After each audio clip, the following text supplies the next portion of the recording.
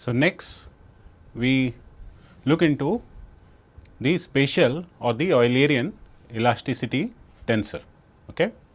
So, what we will attempt to do is we will try to find the spatial equivalent of this equation. Okay. That is the directional derivative of the second Pavlov-Kirchhoff stress tensor in the direction of the displacement u equal to the double contraction of the Lagrangian elasticity tensor with the directional derivative of Green-Lagrange strain tensor in the direction of displacement. Okay. So, this is in the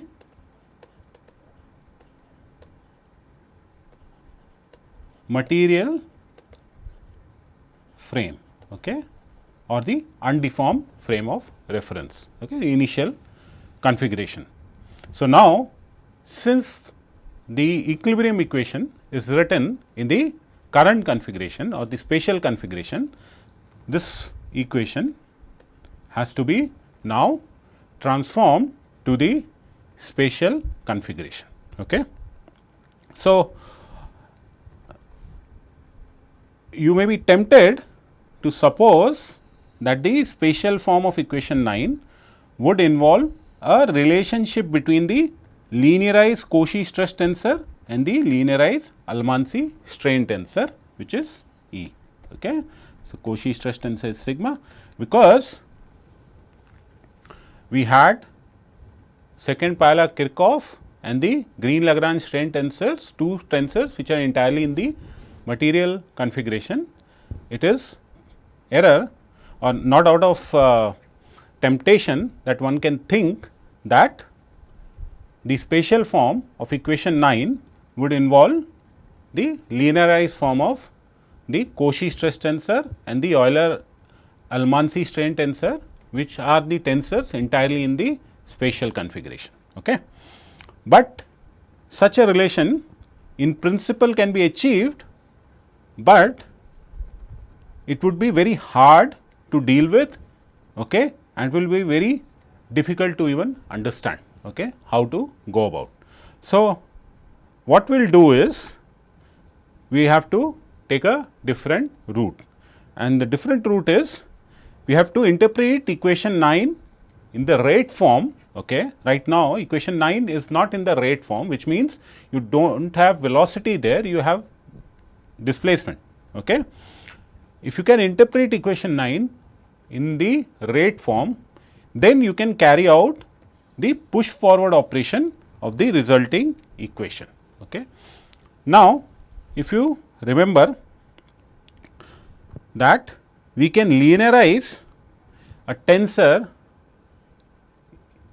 which has been linearized earlier with respect to displacement, we can also linearize that tensor with respect to the velocity. Okay. So, what we will try to achieve is linearize the second Pavlov-Kirchhoff stress tensor and the Green-Lagrange strain tensor in the direction of velocity, okay, velocity v rather than the displacement. Now, what is the advantage? The advantage is we know that the directional derivative of a tensor in the direction of velocity is same as is material time derivative. Okay. So, we had earlier discussed in our overview of tensors that the directional derivative of a quantity in the direction of velocity is same as the material time derivative. Okay. So, remember we needed something in the rate form. Okay. So, we can get the rate, that is the material time derivative, when we linearize the second Pavlov-Kirchhoff stress tensor and the Green-Lagrange strain tensor in the direction of velocity rather than the direction of displacement. Okay. So, now let us see what happens. If you take the directional derivative of the second Pavlov-Kirchhoff stress tensor in the direction of velocity v, it gives you the material time derivative of S, that is the directional derivative of second Pavlov-Kirchhoff stress tensor in the direction of velocity v will give you ds by dt, okay, which is the material time derivative of the second Pavlov-Kirchhoff stress tensor. Similarly, if you take the directional derivative of the Green Lagrange strain tensor in the direction of velocity v, okay, it will give you the material time derivative of the Green Lagrange strain tensor. Okay. So, the directional derivative of E in the direction of velocity v is d E by dt. Okay. So, that is the material time derivative. So, now from equation 9, okay, if you remember our previous slides, equation 9 was the material time derivative of the second Pala-Kirchhoff stress tensor is the double contraction of the material elasticity tensor with the material time derivative of Green Lagrange strain tensor. Okay, that was there. So, this we already know. Okay. So,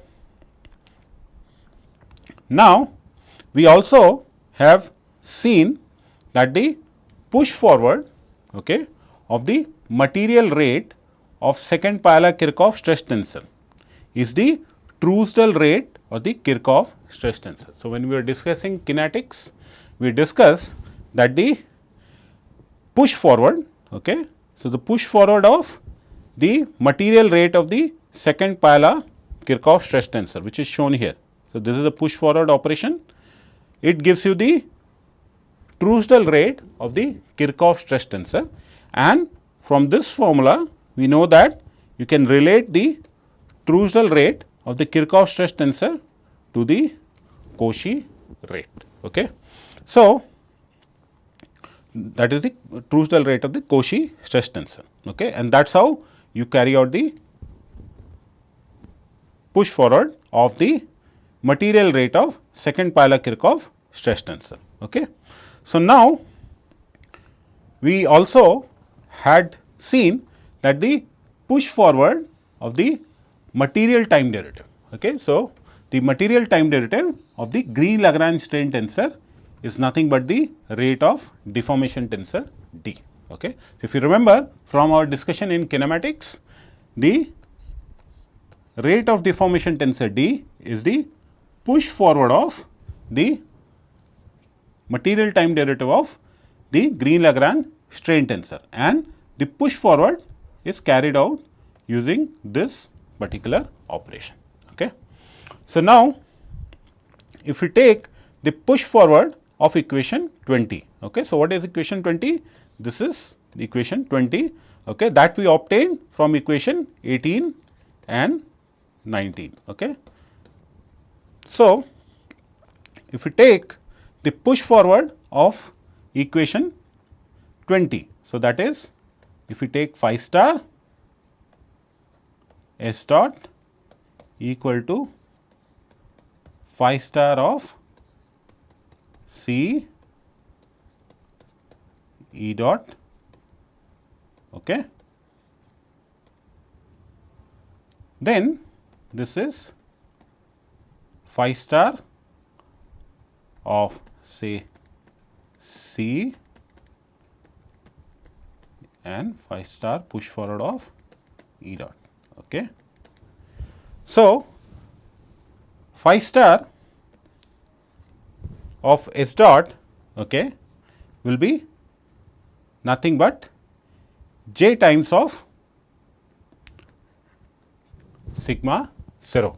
Okay. Let us call this sigma 0, and the push forward of the material time derivative of the Green Lagrange strain tensor will be d, that is rate of deformation tensor, and let us define the push forward of material elasticity tensor as small c. Okay. Okay. So, remember I am putting 4 underbars for a fourth order tensor, okay, if you have to write in direct notation. So, in initial notation, okay, so what happens to this j, why it is missing? Because this has been, if you will see later, it has been absorbed in this spatial elasticity tensor C. Okay. So, therefore, if you write this expression in initial notation, sigma ij is Cij KL d KL. Okay.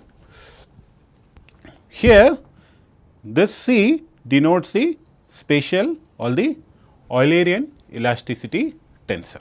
Okay. Now, this spatial or the Eulerian elasticity tensor, like its material counterpart, okay, which is this capital C, is nothing but a fourth order tensor. Okay. So, C is a fourth order tensor, this you can show. Hence, it can be expressed, okay, sorry, this is C in direct notation can be expressed as summation over I j k l C I j k l and the basis for a fourth order tensor, which is E I tensor product E j, tensor product E k, tensor product E l. Okay.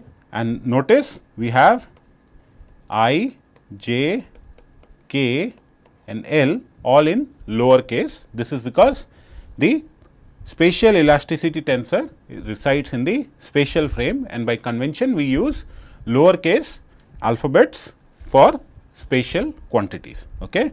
But the range of I, j, k, l will be 1 to 3. Okay. Now,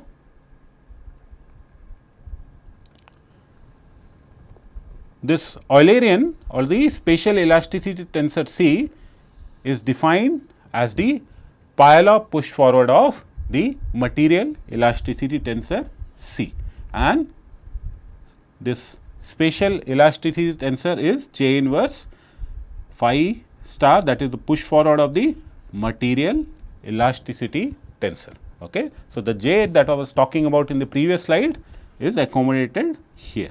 Okay. Now, we have to next try to establish the exact expression for 25. Okay. That is how to push forward. Okay, sorry, this is equation 26. Okay. So, right now this is only functional form, which means that the push forward of the material elasticity tensor will give you the spatial elasticity tensor. Okay. But actually, how do you carry out the push forward? Okay. So, to do this, let us see. Okay. So, let us start with the Truesdell rate of the Cauchy or the Piola-Kirchhoff stress tensor, which is given by following expression. Okay. Then you can write this in indicial notation. Okay. Tau I j is j sigma I j. Okay. This we already know. Again, we know that the Truesdell rate of the Kirchhoff stress tensor is nothing but F S dot F transpose. Okay. So, now my job is now to do everything in indicial notation. Okay. That would be much easier because we have a fourth order tensor here. So, the indicial notation of this will be sigma I j equal to F, and because the first index on the left hand side is I, so I should have I here, and then S dot resides entirely in the material configuration. So, I have capital I and capital J, let us say. So, there should be I here, and the next index here for F should be J, but because we have a transpose, this should be J and this should be J. Okay. No. Okay. So, this transpose will not be here. Yeah. So, the indicial notation for the relation between the Truesdell rate of the Kirchhoff stress tensor and the material rate of the second Piola-Kirchhoff stress tensor in indicial notation is given by following expression. Okay. So, let me just rub this, and this is what you can see here. Okay. So, that is what you can see here. Now, if I match these two expressions, so I can write J sigma I j is F I I S dot I j F j j. Okay. Which means that sigma I j is J inverse F I I S dot F j j. Okay. Now, I can just rearrange and take S dot I j on the right hand side. Okay. The next thing is, this is the push forward of the material rate, okay, of the Green-Lagrange strain tensor to give the rate of deformation tensor. So, the initial notation of this would be d I j, because d is a spatial tensor. So, lowercase f inverse, and because I is the first index, let me put I here, okay. But because this is inverse, I put f I e dot I j f inverse j j, okay. So, and I can write the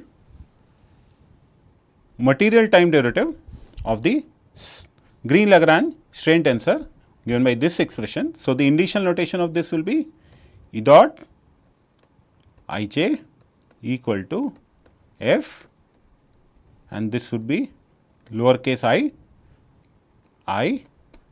d I j f j j, okay.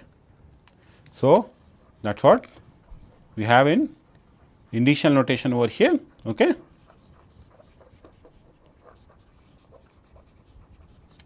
Okay. And now, because I already have an I j here, so what I do? I replace I j with another index k l, okay. So, according to our rules of initial notation, it is perfectly possible, okay. So, I have k l and small k l, okay. Now, what I do? I know this relation between the material time derivative of the second Pavlov-Kirchhoff stress tensor and the material time derivative of the Green-Lagrange strain tensor, okay. So, what I now do is I write this in initial notation, okay, which is S dot I j is C I j k l E dot k l, okay. And now, in my previous slide I have got the expression for E dot k l, okay. So, what I do now is, okay, if you see here, I had equation 27 where I had S dot I j, okay, and now S dot I j is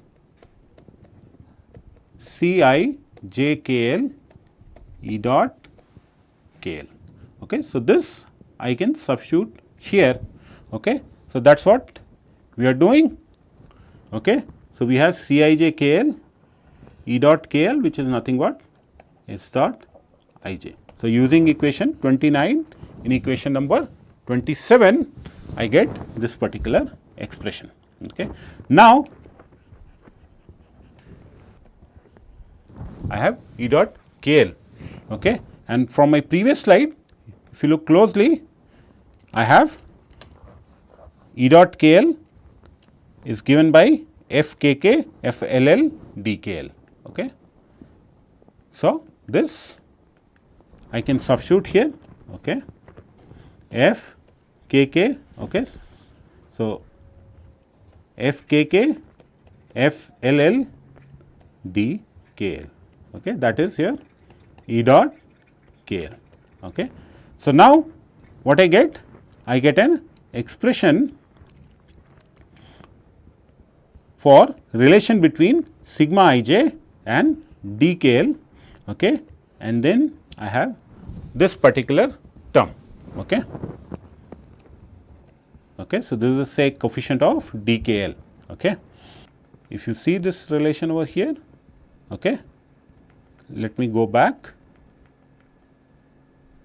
Yeah, if you see this relation over here, so we had this relation, and also now we have got sigma 0 I j equal to one big expression d k l. So, if I compare both the sides, okay, if I compare both the sides, okay, so if I compare C I j k l is small c I j k l d k l, I can immediately identify this term in the bracket to be equal to Cij KL. Okay. So, Cij KL is J inverse Fii Fjj Cij KL Fkk Fll. Okay. So, if I take Cij KL totally on the other side, okay, on the right side. So, I get a very seemingly long expression for the component ijklth component of the spatial or the Eulerian elasticity tensor as this, okay, J inverse Fii Fjj Fkk Fll Cij KL. Okay. So, now if you know the expression for Cij KL, okay, so the tensor expression for Cij KL, you would use equation number 32 to get the spatial components of the Eulerian elasticity tensor. Okay. So, equation number 23 along with equation 32 is used as the fundamental constitutive equation that defines the material behavior. Okay. Now, if you use equation number 21 and equation 22, okay, we can see something, okay, we can relate whatever we got in the previous slide to the Lie derivatives. Okay. I hope you remember the concept of Lie derivatives. Okay. So, the Truesdell rate of the Kirchhoff stress is J sigma 0. Okay. And now, because the Truesdell rate is equal to the push forward of the material rate of the second Payala-Kirchhoff stress tensor. Okay. So, you have this. Also, d, that is the rate of deformation, is the push forward of the material time derivative of the Green-Lagrange strain tensor given by this following expression. Therefore, equation number 23, okay, which is the expression for the component of the spatial elasticity tensor in terms of the deformation gradient tensors and the component of the material elasticity tensor can now be interpreted in terms of the Lie derivatives. Okay. And what is Lie derivative? Just to recapitulate what we had discussed in kinematics, for any tensor quantity G over the mapping psi, the Lie derivative of the tensor quantity G. Okay. So, G is a spatial tensor quantity. So, the Lie derivative of this spatial quantity G over the mapping psi will be nothing but the push forward of the material time derivative of the pullback of the spatial quantity. Okay. So, what it means? It is a 3-step process. The first, so the Lie derivative is a 3-step process. The first is the pullback, then you take the material time derivative, and then you have the push forward. Okay. So, using this and you knowing that S dot can be written as d by dt of S, and S is nothing but the pullback of the Kirchhoff stress tensor. Okay. So, if you look closely, this expression over here, it matches well with our definition of Lie derivative. So, the Truesdell rate of the Kirchhoff stress tensor is nothing but the Lie derivative of the Kirchhoff stress over the mapping psi, okay, where this expression has been used. Similarly, we know that the pullback of the Euler-Almansi strain tensor is nothing but the, so this is the pullback, this is nothing but the Green-Lagrange strain tensor. So, E dot here is nothing but d by dt of E. So, this d by dt is nothing but the material time derivative. Okay, although it is written as small d by dt, it is same, the meaning is same here as capital D by dt. Okay. So, if we look again closely this expression, you will realize that this is nothing but the Lie derivative of the Euler-Allemans strain tensor, okay, over the mapping psi, and this gives you the rate of deformation tensor. So, using these two, okay, using this and this in our expression over here. Okay. So, J sigma 0 is the Lie derivative of Kirchhoff stress and D is the Lie derivative of Euler-Allemans strain tensor, and if you use these two here, you will realize that the Lie derivative of Kirchhoff stress over mapping psi is J sigma J C double contracted with the Lie derivative of Euler-Allemans strain tensor over the mapping psi. Okay. So, this C establishes a relation between the Lie derivatives of the Kirchhoff stress tensor and the Euler-Allemans strain tensor. Okay. So, initially we said if somebody was tempted to think there will be a relation between the Kirchhoff or the Cauchy stress tensor and the material time derivative of the Cauchy stress tensor and the material time derivative of the Euler-Allemans strain tensor will give you the spatial elasticity tensor. It is not like that, it is actually the relation between the Lie derivatives of the Kirchhoff stress and the Euler-Allemans strain tensor respectively. Okay. So, let us derive the Lagrangian and the material elasticity tensor for a very simple material, okay, very simple class of material which are hyperelastic, and the model is given by the Saint-Venant-Kirchhoff material model. Okay. And for these material, the strain energy density function is given by this expression, where lambda and mu are the material constants. Okay. So, lambda and mu are here the material constants. So, your job is now to get the second Piola-Kirchhoff stress tensor expression and also get the expression for the material elasticity tensor. Okay. Now, how do we proceed? Okay. The first thing is we write this expression in the indicial notation, and remember Green-Lagrange strain tensor is in the material frame. So, all the indices will be in uppercase. So,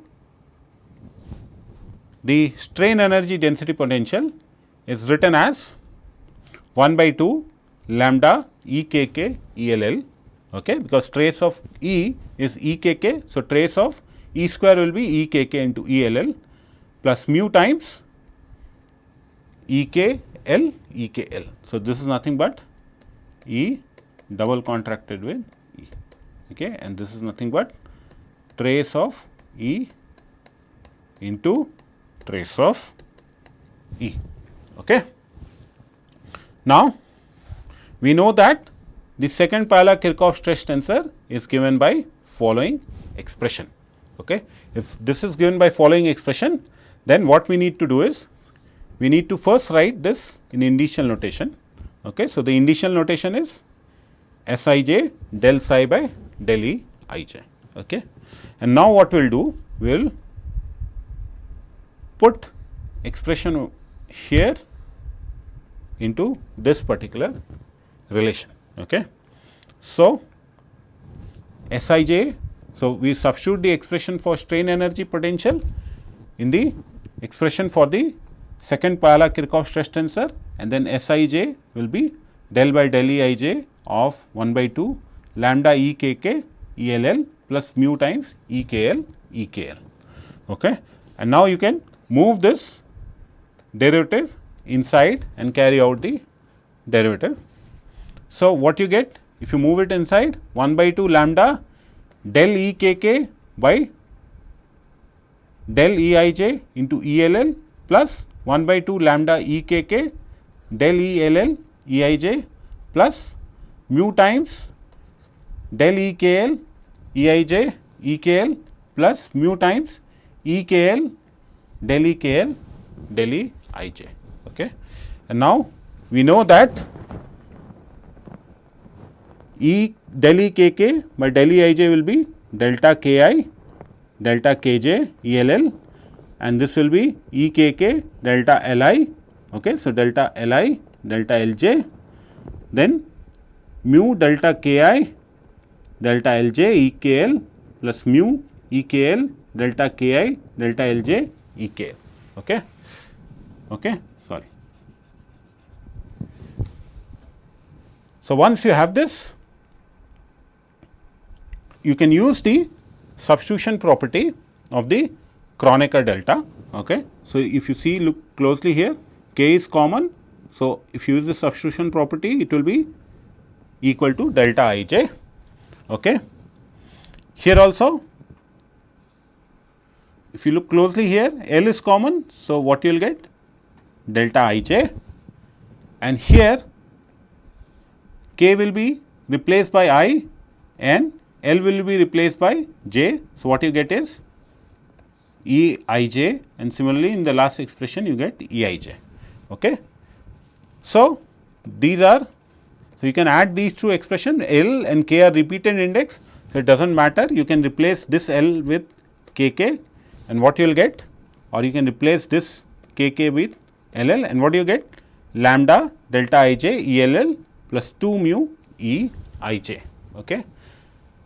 So, if you write this in direct notation, you will get S is lambda trace of E into second order identity tensor I plus 2 mu times the Green-Lagrange strain tensor E. Okay. So, that is the relation for the second Piola-Kirchhoff stress tensor, but you have been asked to get the Lagrangian elasticity tensor, for which again you have to take the derivative of this expression with respect to E. Okay. So, the Lagrangian elasticity tensor will be del S by del E. Okay. So, if we write in indicial notation, we will have Cij KL del Sij by del E KL. Okay. Now, I can substitute the expression for second Piola-Kirchhoff stress tensor from the previous slide. Okay. And then I can open up the bracket. So, now you know how to take the derivative. Delta is constant, okay, lambda is constant, mu is constant. Okay. If you do this and realizing that because Eij is symmetric, this is like mu Eij plus mu Eji. Okay. So,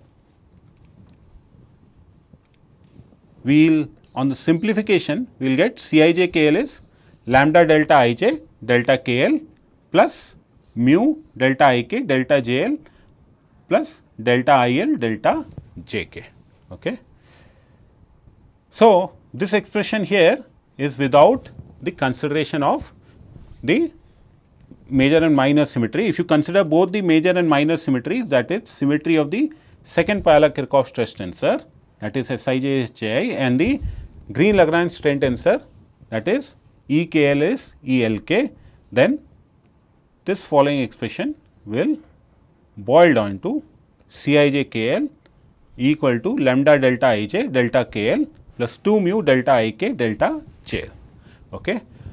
So, this relation for small deformation problem where the material configuration and the spatial configuration do not differ by much, in that case we can write this as Cij KL is lambda delta Ij, okay,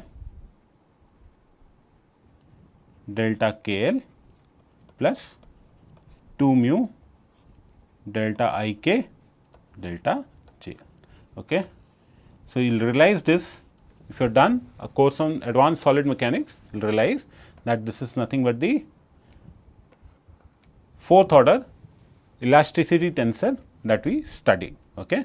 This is only when the material configuration and the spatial configuration do not differ by much. Okay. So, with this we end the first part of hyperelasticity.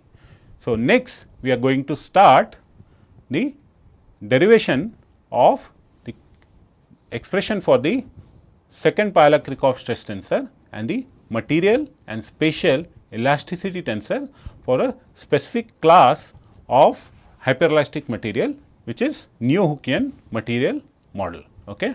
So, that is the most simplest form of model that can be used, and we will derive the expression for that particular model, and the later on the finite element formulation also will be based on this particular material model only. There are many more hyperelastic material model, but the duration of the course does not allow us to go much deeper. But whatever we will discuss in the next 2 lectures will help you to get the expressions for the second Piola-Kirchhoff and the material and the spatial elasticity tensors for other kind of hyperelastic material models. Okay. So, we are going to discuss the derivation for the Neo-Hookean material model. Thank you.